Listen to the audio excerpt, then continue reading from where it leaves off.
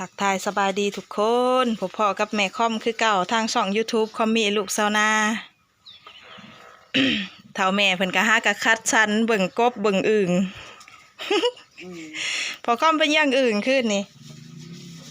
อันนี้อันอึ่งเผาน้อย เอาไว้ให้ลูกชายหลิน2 ตัว เท่ารวยว่าให้เท่ารวยบ่เลิกหลินทงยางเอามาจังแหมที่บ้านห้องอันนี้แล้วที่เอาเชือกอึ่งใช่อึ่งแกงอันนี้น่ะอึ่งย่างตัวน้อยๆชำโปมือชำเล็บนี่อึ่งย่างอันนี้นะท่านได้กินพี่ช้างสัก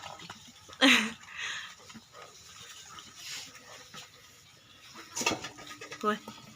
อันนี้ก็อึ่งย่างอึ่งแม่ไม้ไม่ไม้สื่อหลายหลังร้านแม่สื่อส่วนตัวนี้นะแมนอึ่งเผาเนาะ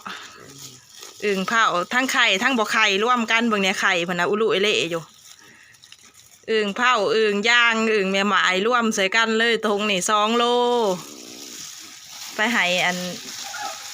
แม่ใจเนาะอันนี้นะอึ่งเผานี่นะโล 1ไข่บ่ไข่ปนกันไปให้นางอันคาดีลูกเอ้ยทิพย์กับไอลูทาง USA เนาะอันเอื้อยเพิ่นซื้อซอยเนี่ยคอมกับได้มากกับ จงบ่ได้จงไว้กินสำหรับอึ่งเผากับอึ่งเผาทั้งไข่ทั้งบ่ไข่กับจงไว้ให้ลูกหลิน2 ตัวน้อยๆพอได้ซื้อข้าวต้มขนมให้ลูกเดี๋ยวไปส่งอึ่งก่อนพี่น้องเด่นนี่ฮะเห็นยังสบายดีก่อนอยากเห็นยังก่อน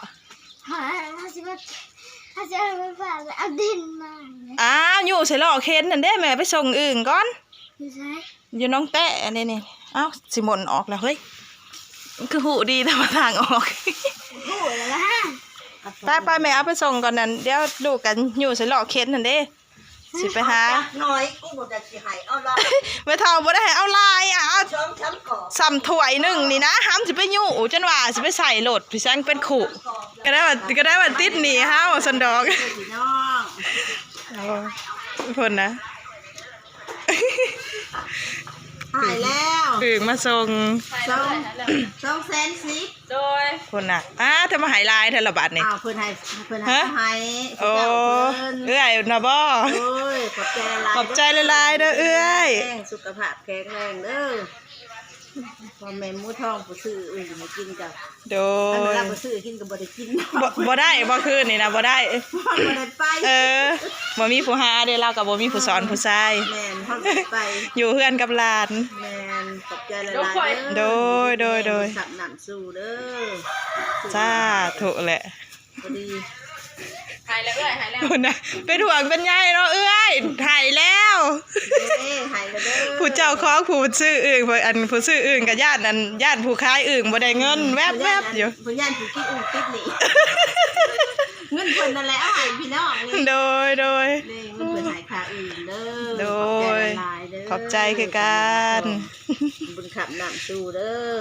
จ้าถูกแหละธนาสิ่งได้ก็ขอให้ได้สมความมุ่งมั่นปรารถนาเงินไหลนองทองไหล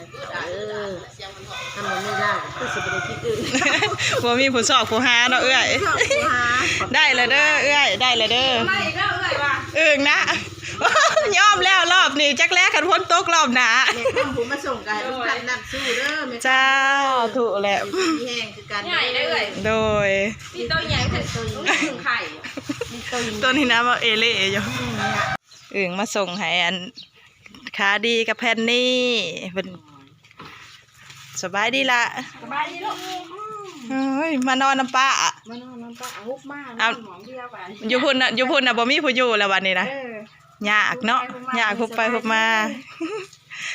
แม่ผู้ที่2โดยขอบใจเด้อโดยเอื้อยน้ำทิพย์กับไอ้ลูกเพิ่นซื้อให้ลูกสาวมีแห้งลำๆรวยๆเด้อสาธุเด้อลอยโอ้พ้นตกแล้วพากันฮุบมานอนน้ำป้าเลยมาแต่เฮิงแล้วบ่ไปฮุบไปฮุบมานอนหมองเดียวกันนี่แหละ1ข้าว1น้ำจังน้อยไปส่งจังน้อยมาอันนั้นเนาะที่เอาเห็ดอยู่เห็ดกินบ่อนหันบ่อนนี้ตินอนน้ำกันว่ะ อ้าวดีงอมแงมพ่อแม่บ่อยู่พี่น้องเอ้ยพ่อแม่แยกทางกันน่ะแม่น่ะไปอันรับจ้างทำงานแล้วเราอยู่น้ำป้า3 คนผู้ใดในไสล่ะนางแตนต่อยไปใส่หนอปบแล้วอ้าวยาเพิ่นอ้าวเป็นได้ร้อยพันยังอยู่บ่ขึ้นนี่ พันอยู่ลูก บ่พัน เอาปิ่งอึ่ง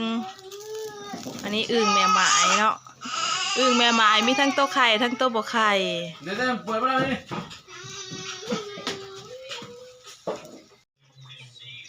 หลังจากที่พ้นตกไปเมื่อคืนนี่เนาะทุกคนมื้อนี้ก็แดดแจ่มออกอีกแล้วแห้งร้อนกว่าเก่า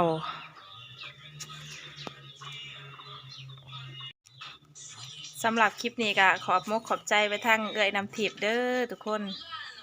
ขอบคุณไปทางเอื้อยนำทิพย์และก็ไอลูจาก USA เนาะที่ซื้ออึ่งน้ำแม่คอมเนาะทุกคนอึ่ง3 กิโลเนาะเอื้อยเพิ่นก็ให้เงินมาก็หลายได้พี่น้องหลายสมควรเนาะขอบคุณหลายๆขอบใจเอื้อยกับอ้ายให้อยู่ดีมีแฮงเด้อความเจ็บจะได้ความไขอย่ามีให้มีอายุหมั่นควันยืนร่ำรวยขายประกันภัยชีวิตประกันภัยเงินถอนก็ขอให้มีลูกค้าหลายๆเด้อเอื้อยอยู่ทาง USA ก็ได้ฝากกดไลค์กดแชร์กดติดตามช่อง YouTube เอื้อยกับอ้ายเด้อพี่น้องสื่อช่องตำรวจสุวรรณอยู่ต่างแดนที่แม่คอมเอาขึ้นไว้ในหน้าปกเนาะ